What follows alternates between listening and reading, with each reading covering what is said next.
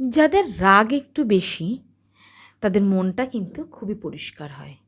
যারা মুখের ওপরে স্পষ্ট কথা স্পষ্টভাবে বলে দিতে পছন্দ করে তাদের মনে কিন্তু কোনো বিষ থাকে না।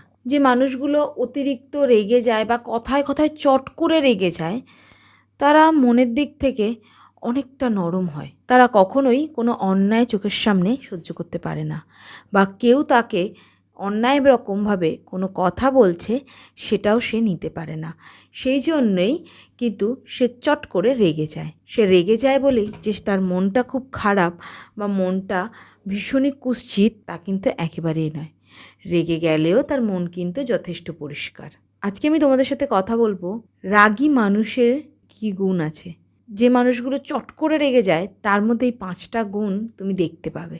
তো চলো জেনে নিই সে 5টা গুণ কী কী। এই পয়েন্টগুলোর মধ্যে কোনো একটা পয়েন্ট যদি তোমার মধ্যে থেকে থাকে তাহলে তুমিও হবে একজন ভালো মনের মানুষ।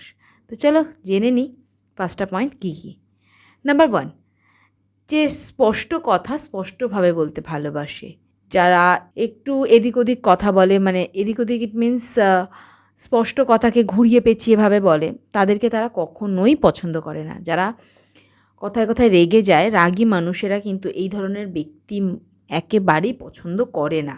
তারা সবসময় চায় যে সেও যেমন স্পষ্ট কথা স্পষ্টভাবে বলতে পছন্দ করে, সেম একইভাবে তুমিও তাকে স্পষ্ট কথা স্পষ্টভাবেই বলো। সে স্পষ্ট কথাটা যতটাই খারাপ হোক না কেন, যতটাই তিতো হোক না কেন, তবু সেই কথাটাই বলো। এটাই কিন্তু যারা রেগে যায় কথায় কথায় বা অল্পেতেই যারা ভীষণই হাইপার হয়ে যায় তাদের ক্ষেত্রে আমি বলছি। আর তারা মিথ্যে কথাকে কখনোই পছন্দ করে না। এটা হচ্ছে সবথেকে বড় গুণ তাদের। মিথ্যে জিনিসটাকে তারা সবসময় চায় অ্যাভয়েড করতে। তারা নিজেরাও চেষ্টা করে মিথ্যেটা যতটা কম বলা যায় বা একান্তই না বললে নয়। এবং তারা এটাও পছন্দ করে যে তার সামনের ব্যক্তিটিও যাতে মিথ্যে কথা না বলে। এটা হচ্ছে নাম্বার 1। নাম্বার 2, সে যদি কাউকে ভালোবাসে তাকে তার মন থেকে ভালোবাসবে। রাগী মানেই তার মনটা কিন্তু খারাপ না, তারাও ভালোবাসতে পারে। হোক না সে রাগী, রাগী হলেও তো নির্দয় নয়। ভালোবাসার মতন একটা সুন্দর মন তার ভিতরেও রয়েছে। শুধু তার রাগের ওপর থেকে সেটা ছাপিয়ে সবার সামনে আসতে পারে না। সবার সামনে আসতে না পারলেও আর এটাকে কিন্তু মানে এই রাগটাকে কিন্তু অবশ্যই তার কন্ট্রোল করা উচিত, বাট সেটা যদি কন্ট্রোল না করে এটাকে খারাপের তকমা দেওয়া যায় না। কারণ সে কোনো অন্যায়কে সাপোর্ট করে রাগ করছে না, অন্যায়ের বিরুদ্ধে গিয়ে রাগ করছে। সে রাগ করছে ভালো থাকার জন্যে। এটা হচ্ছে নাম্বার 2। নাম্বার 3, যারা চট করে রেগে যায় তারা রাগ করলেও রাগটাকে মনের মধ্যে পুষে রাখে না। তারা এই রাগ করলো, তারা যখন একটু সব কিছু স্থিতিশীল হবে, সব কিছু ঠিকঠাক হবে, দেন এই আবার সব কিছু ঠিক হয়ে যাবে।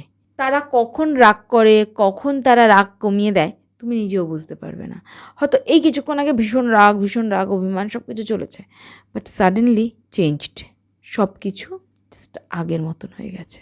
যারা চট করে রেগে যায়, যারা একটু রাগী মানুষ, তাদের মনটা তো পরিষ্কার, তাই মনের মধ্যে তারা কোনো খারাপ কিছু পুষে রাখে না। তারা যতটা সম্ভব মন থেকে সেটাকে বার করে দেয়, যত তাড়াতাড়ি সম্ভব। নাম্বার 4, যাদের মনে কোনো প্যাচ নেই, বিশেষ করে রাগী মানুষ, আমি রাগী মানুষের কথা বলছি, যারা প্রচণ্ড রাগী মানুষ এবং সেই রাগী মানুষদের মধ্যে যাদের মনে কোনো রকম কোনো প্যাচ নেই, তারা চিৎকার করে চেঁচামেচি করে দুটো কথা হয়তো শুনিয়ে দিল, কিন্তু দুটো কথা শুনিয়ে দেওয়ার পরেও তারা কিন্তু নিজেরাই কষ্ট পায়, নিজেরাই একা একা মনে মনে ভাবে যে কেন আমি বললাম। কারণ ওই তাদের মনটা তো পরিষ্কার, তো সেই মন থেকেই সে ভাবে যে কেন আমি বললাম, এটা হয়তো না বললেও ভালো হতো।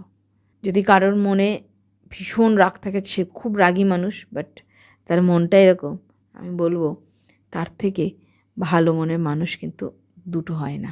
নাম্বার 4 গেল, এবার হলো নাম্বার 5 এবং লাস্ট পয়েন্ট। যার রাগ একটু বেশি তার বন্ধুর পরিমাণ কিন্তু অনেকটাই কম। কারণ রাগ বেশি থাকার কারণে তাকে বোঝার মানুষও অনেক কম। কারণ সে সবাই তাকে ভুল বোঝে, ঠিকটা কিন্তু অনেকেই বোঝে না। কিছু কিছু মানুষই থাকে যারা তাকে বোঝে বা বোঝার চেষ্টা করে, তখন তারা কি করে, তখন তাদেরকেই আঁকড়ে ধরে বাঁচতে চায়। মানে তারাই তার জীবনের শেষ অপশান, আর কিচ্ছু নেই তার জীবনে, এটাই মনে করে।